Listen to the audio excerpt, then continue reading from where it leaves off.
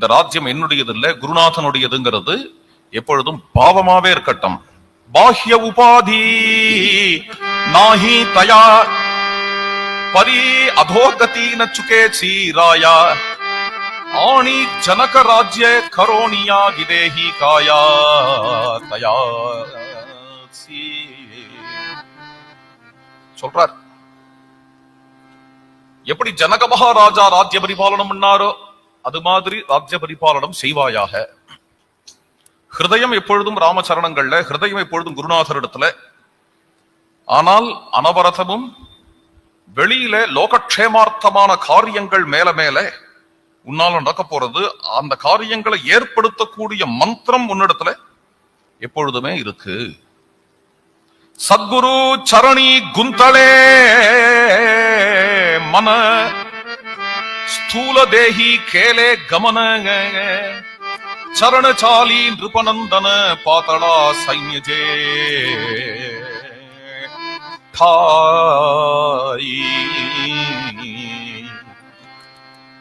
என்ன பண்ணார் அப்படின்னு, எப்பொழுதும் ஹிருதயத்தை சத்குரு சரணாரவிந்தத்திலேயே வச்சுண்டு ஸ்தூல தேகத்தினால தன்னுடைய ராஜபவனத்தை அடைஞ்சார் சிவாஜி மகாராஜா.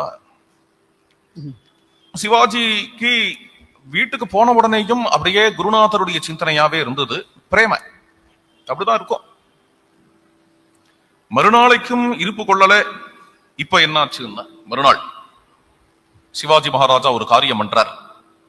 வஸ்திர அலங்கார பூஷண புஷ்பஹார சுமனே சந்தன சாகித்ய சர்வஹி கேவூன நிருபநந்தன நிகாளாயா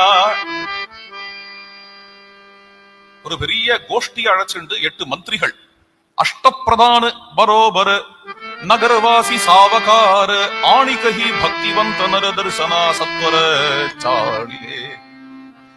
அஷ்டப்பிரதான மந்திரிகள், அதை தவிர சிவாஜியினுடைய சபாசதர்கள், இவர்கள் எல்லாரையும் அழைச்சிண்டு இன்னும் பலவேறு வஸ்திரங்கள் பூஷணங்கள்லாம் எல்லாத்தையும் எடுத்து வண்டியில போட்டுண்டு நிறைய பிரசாதங்கள்லாம் எடுத்துண்டு காய்கனிகள்லாம் எடுத்துண்டு, இவர் சாப்பிடுவாரா? அவர் வெறும் காய்கனி சாப்பிடுறவர். இவர் அதெல்லாம் கூட விசாரம் பண்ணாம எல்லாத்தையும் எடுத்து போட்டுண்டு இவ்வளவு பெரிய கோஷ்டியும் அழைச்சிண்டு தன்னுடைய மனைவிகளோட கூட நேர சிவாஜி மகாராஜர் சமர்த்த ராமதாசரை தரிசனம் பண்ண வந்தார். எல்லாருக்கும் தன்னோட குருநாதரை காட்டணுங்கிற ஆசை. நேர அங்கேயும் காட்டுக்கு வந்தார். சமர்த்தரும் புன்முறுவல் செய்தார். ஒரு ஆசனத்தை கொண்டு வந்து போட சொன்னார் சேவகர்களை. இந்த ஆசனத்துல நீங்கள் எழுந்தருளணும் என்று பிரார்த்தனை பண்றார். உடனே சமர்த்த ராமதாசரும் ஆசனத்துல கோந்துக்கிறார். குழந்தை மாதிரி சிவாஜி சொல்றது எல்லாத்தையும் கேட்கிறார். இவர் என்ன பண்ணார் அப்படின்னு சில பூஷணங்கள் எல்லாம் சமர்த்த ராமதாசருக்கு போட்டார். எதையுமே வேணான்னு சொல்லல.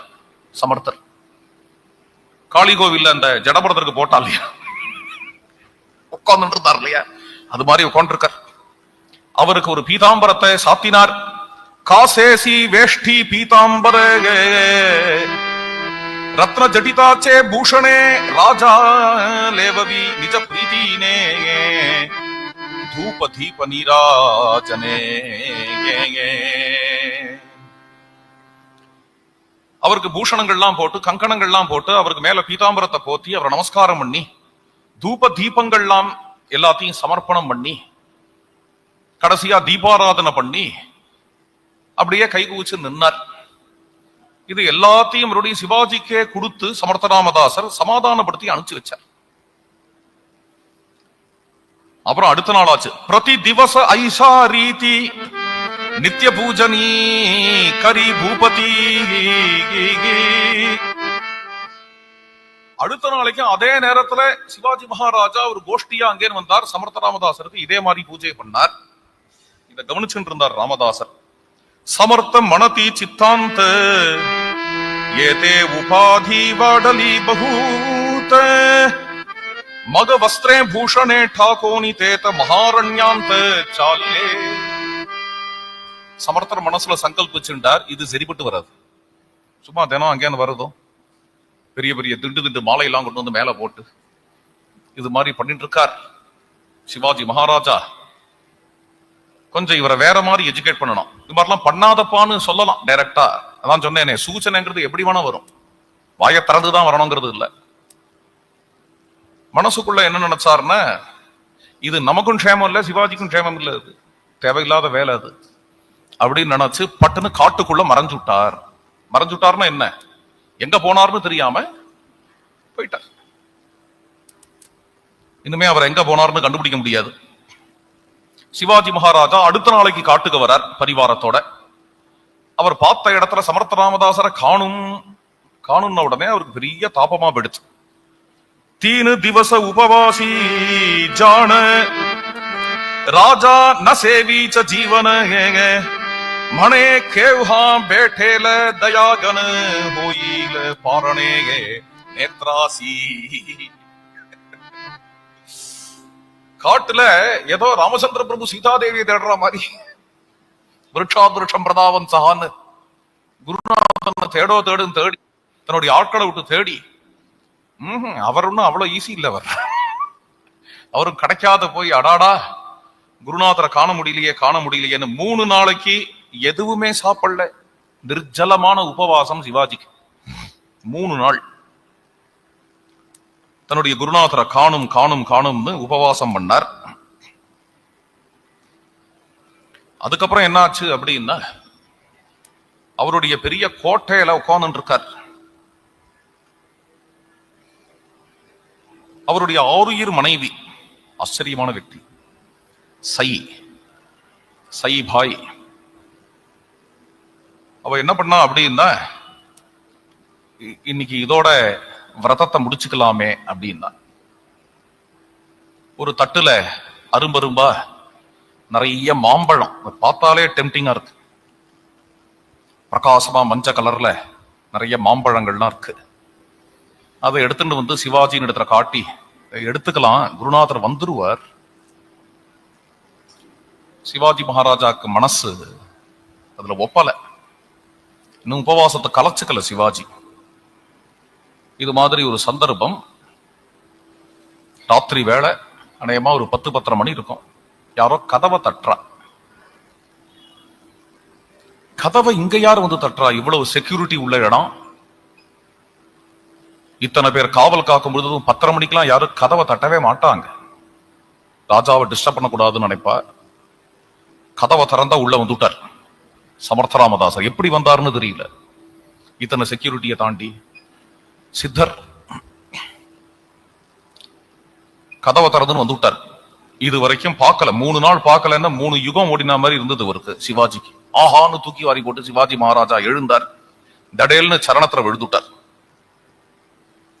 விழுந்த உடனே சமர்த்த ராமதாசர் அந்த மாம்பழத்தை தான் எடுத்துட்டு பிரசாதத்தை 2 பேருக்கும் கொடுத்தார். சிவாஜிக்கும் சிவாஜி தர்ம பத்னிக்கும் கொடுக்கிறார் பிரசாதத்தை. அதோட சிவாஜியினுடைய உபவாசம் முடிகிறது. சிவாஜியை பார்த்து சொன்னார், குரு சர்வத்திர இருக்காருப்பா, தினம் வந்து குரு ஜபம் பண்ற இடத்துக்கு வந்து டிஸ்டர்ப் பண்ணணும்னு அவசியம் இல்லை. தினம் குருவுக்கு பட்டாபிஷேகம் தான் பண்ணி பார்க்கணும், அதுக்கான சிம்மாசனங்கள்லாம் எடுத்துட்டு வரேன் அப்படிலாம் பிடிவாதம் பண்ணக்கூடாது. உபதேசம் பண்றார். ஓடகோனி தயாத் சே அந்தர சமர்த்த தேதி பிரத்யுத்தர. நீ எது மாதிரி வாழ்ந்தால் நீ குருவோட இருக்கேன்னு நான் சொல்றேன். நேற்றுக்கு பெரியவா ஆச்சரியமான ஒரு உபதேசம் பண்ண. என்ன வார்த்தை அது? हिंदी सुना, आस्तिक, जो भगवान को मानता है वो आस्तिक है, ऐसा ही नहीं, भगवान जिसको मानता है वो ही आस्तिक है அப்படின்னா. அதாவது யாருக்கு பகவானிடத்துல பிரியம் இருக்கோ அவன் ஆஸ்திகன் அல்லது பக்தன் அப்படின்னு தான் நினைக்காத. பகவானுக்கு யாரிடத்துல பிரியம் இருக்கோ அவன் பக்தன். பகவானுக்கு யாரிடத்துல பிரியம் இருக்குன்னு எப்படி தெரிஞ்சுக்க முடியும்? அது பகவான் சொல்லிதான் தெரியணும். ஸ்ரீ பகவான் உவாச்சே, என்ன சொல்றாருன்னு, அத்வேஷ்டா சர்வபூதானா மைத்ரஹா கருணையேவச்ச நிர்மமஹா நிரஹங்காரஹா. இந்த வரி வருமே, யோமத் பக்தஹா சமே பிரியஹா. திருப்பி திருப்பி வரும் அது. யோமத் பக்தஹா சமே பிரியஹா, யோமத் பக்தஹா சமே பிரியஹா, கடைசியா பக்தாஸ்தே அதீவமே பிரியாக. நன்னா இருக்கு கேட்க. பக்தாஸ்தே அதீவம் எப்படியாகும் சொல்லிட்டார் அப்படின்னு அதை மட்டும் எடுத்துருவான். எதெல்லாம் சொல்லி அதை சொல்றாரு அதை பார்க்கணும். சமதுக்க சுகா க்ஷமி மைத்ரஹா கருணையேவச்ச இதெல்லாம் இருக்கும் இல்லையா? இந்த ஆத்ம குணங்கள் எல்லாம் சொல்லி இந்த ஆத்ம குணங்கள் உடைய எவன் இருக்கிறானோ அவன் என் பக்தன், அவன் எனக்கு பிரியமானவன்